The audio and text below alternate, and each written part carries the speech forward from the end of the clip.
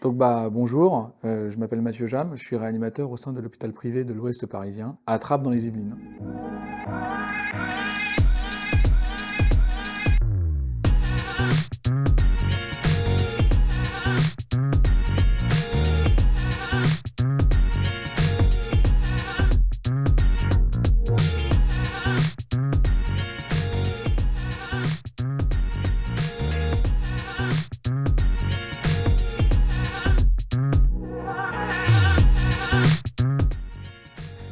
Pourquoi j'ai voulu faire de la réanimation? Oh, c'est un choix, comme beaucoup, c'est choix coup de cœur pendant l'externat, c'est la spécialité qui m'intéressait le plus. Hyper polyvalente sur le plan médical, et puis ça reste une spécialité très efficace. Enfin, ce qui m'a tout de suite plu, c'est qu'on était tout de suite efficace, c'est-à-dire que chaque action qu'on entreprend se voit quasiment immédiatement ou assez rapidement. Alors, est-ce que je peux décrire mon parcours? J'ai un parcours assez classique. J'ai fait mon externat à Angers, donc dans le Maine-et-Loire, au CHU. Et puis après, j'ai passé le concours d'internat en 2010. À l'époque, le DES MIR n'existait pas. En fait, c'était un DESC. Donc il fallait choisir un DES de spécialité médicale. Donc j'ai choisi la néphrologie à Paris-Île-de-France. Enfin, et voilà. Et puis j'ai fait le DESC de réanimation pendant mon internat de néphrologie, quoi. Mais j'avais choisi le DES de néphrologie avec quand même l'arrière-pensée assez rapidement de vouloir faire de la réanimation, enfin dès mon choix, quoi. Alors ensuite, après l'internat validé, j'ai fait un Master 2 donc de biostat à l'hôpital Saint-Louis chez Sylvie Chevray. Et j'ai fait deux post-internats, une première année en réanimation à l'hôpital Cochin chez Jean-Paul Mirat. Et puis j'ai fait mon clinica en néphrologie et en soins intensifs néphrologie à l'hôpital Tenon chez Éric Rondeau. Après le clinica, en fait, j'avais plusieurs possibilités d'évolution, mais mon choix s'est porté vers le départ de l'assistance publique pour aller à un gros centre hospitalier général d'Île-de-France, donc en l'occurrence l'hôpital de Poissy-Saint-Germain-en-Laye, où j'ai rejoint le service de réanimation médicale pendant 2 ans et demi, et puis ensuite j'ai quitté le CHG de Poissy pour l'hôpital privé de l'Ouest parisien à Trappes. Est-ce que je peux décrire le mois type de mon activité? Alors c'est un service de réanimation donc qui est scindé en fait en deux sous-unités. L'unité de réanimation où on a 11 lits de réanimation et puis une unité de soins continus où on dispose de 15 lits de soins continus. Alors en fait, on est 4 médecins titulaires au sein du service. On travaille par 2 par jour et un pendant les gardes. Et donc concrètement, notre organisation, elle est très variable en fait d'un service à l'autre, mais c'est pareil pour tous les autres services de réanimation. Nous, on a choisi, pour se dégager un peu de temps, de fonctionner par semaine.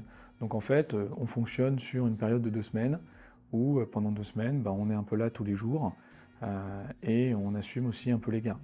Et l'activité de garde se fait avec nous quatre, et aussi un pool de médecins remplaçants qui viennent régulièrement prendre des gardes pour alléger évidemment la liste de gardes, quoi. Les 2 autres semaines par mois sont des semaines libres, donc on fait ce qu'on veut. Moi, j'ai gardé une activité de recherche assez importante, donc je dédie mes 2 semaines à cette activité de recherche, mais d'autres peuvent s'organiser autrement pour soit faire de l'activité un peu autre. J'ai typiquement un collègue qui fait de la consultation post-réanimation par exemple, mais voilà, il y en a qui peuvent décider de rien faire s'ils le désirent, quoi. Est-ce que je peux décrire un petit peu plus concernant ma vie personnelle? Alors finalement, ma vie personnelle, je l'équilibre assez bien, notamment depuis que je me suis installé en libéral, où j'ai vraiment gagné du temps. Donc j'ai vraiment gagné du temps, j'arrive à me dégager à peu près au moins 10 à 15 jours hors clinique, et de ce fait, c'est du temps à laquelle je peux plus me dédier à m'occuper de mes enfants, à voir des copains ou à faire mes loisirs, quoi. Donc ça, c'est clairement quelque chose que je ne pouvais pas faire quand j'étais à l'hôpital public. Après, c'est sûr que les périodes où je suis de clinique, c'est des périodes très denses, où j'ai un peu moins de temps. Alors, on a quand même cette chance en réanimation, c'est qu'on a une spécialité à garde, donc en fait, tous les soirs, en fait, on a des gardes. Mais ça veut dire aussi que tous les soirs, en fait, on peut quitter le service une fois que la garde est transmise, quoi. Une fois que les transmissions sont faites de la journée, pardon. Et donc on arrive toujours à rentrer chez soi le soir et à minimum à voir ses enfants, quoi. Est-ce que je peux décrire l'aspect financier? Donc le travail dans le privé sur l'aspect financier est, moi je dirais, plus lucratif, mais bon, je n'invente pas l'eau chaude quand je dis ça. Après, on n'est pas sur des niveaux de rémunération comme certaines spécialités libérales, mais clairement nous, en fonction, alors c'est une rémunération en fonction de l'activité du service, mais on a des mois qui oscillent, une fois qu'on retire toutes les charges et nos charges salariales et nos cotisations sociales, ça oscille entre 6 à 10 000 euros net par mois. Concrètement, quels sont les points positifs de l'activité de réanimation en libéral?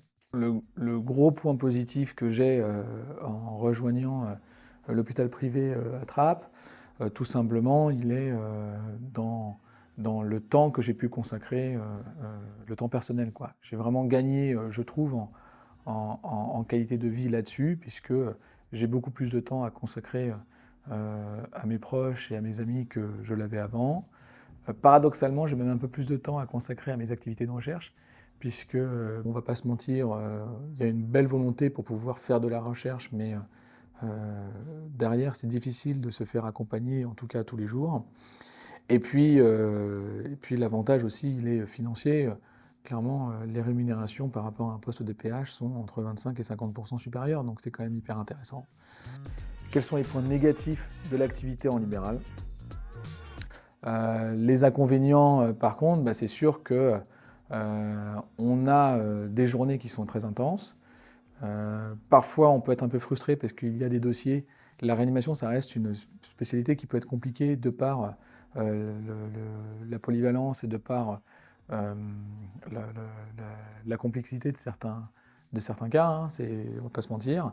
Et donc, et on peut avoir une petite frustration de ne pas pouvoir dédier le temps qu'on pouvait dédier si on était beaucoup plus nombreux sur certains dossiers. Après, moi je pense que l'une des qualités pour faire de la réanimation dans le libéral, c'est de ne pas se sentir trop frustré, de ne pas avoir trop d'écho et de savoir déléguer aux services qui sont un peu plus compétents lorsque les dossiers deviennent effectivement beaucoup plus compliqués. Comment je fais pour arriver à ce type de pratique? Oui, en fait, c'est pas très compliqué. Il faut être diplômé en réanimation, déjà, premièrement. Mais ensuite, si ce type d'activité intéresse certains internes, je pense qu'avant tout, il faut pouvoir la découvrir. Donc le meilleur moyen de la découvrir, c'est de venir voir. Je pense que je ne connais pas un médecin réanimateur dans le privé qui refuserait un jeune ou une jeune collègue tout simplement de venir voir notre quotidien, éventuellement de venir voir sur une journée, et puis évidemment de venir remplacer le cas échéant si la personne est intéressée, quoi. Et puis au fur et à mesure des remplacements, de voir si on est à l'aise avec ce mode de fonctionnement, et puis de trouver un poste pour peu qu'il y ait des disponibilités qui s'ouvrent. Mais clairement, je pense qu'il n'y a pas trop de soucis pour trouver des postes dans ce genre de structure, quoi. Qu'est-ce que j'envisage comme évolution dans le futur pour la réanimation? Ouais, alors moi, je suis assez believer de la médecine personnalisée. Je pense qu'on a connu une ère où en fait on a voulu tout protocoliser et on s'était dit, bon voilà, un patient qui arrive avec un infarctus du myocarde, c'est le même que le précédent et c'est le même que le précédent et on va les prendre en charge de la même manière. Je pense que clairement, on a amélioré le pronostic des malades, mais je pense que si on veut dépasser en fait ce plafond de verre, il va falloir aller sur la personnalisation en fait de nos soins. Où est-ce que je me vois dans 10 ans? Alors s'il y a un truc que j'ai appris pendant mon internat, c'est de jamais se projeter beaucoup trop loin, quoi. Donc je pense que c'est illusoire de penser et de dire, voilà, dans 10 ans, je ferai ça, surtout à une époque actuelle où on voit qu'il y a plein d'évolutions possibles. En tout cas, ce que je me vois, c'est qu'en dehors du boulot, dans 10 ans, je me vois quand même encore à la maison avec, à m'occuper de mes deux garçons. Donc voilà, quoi. Ça, c'est clairement la certitude que je veux avoir. Allez, super.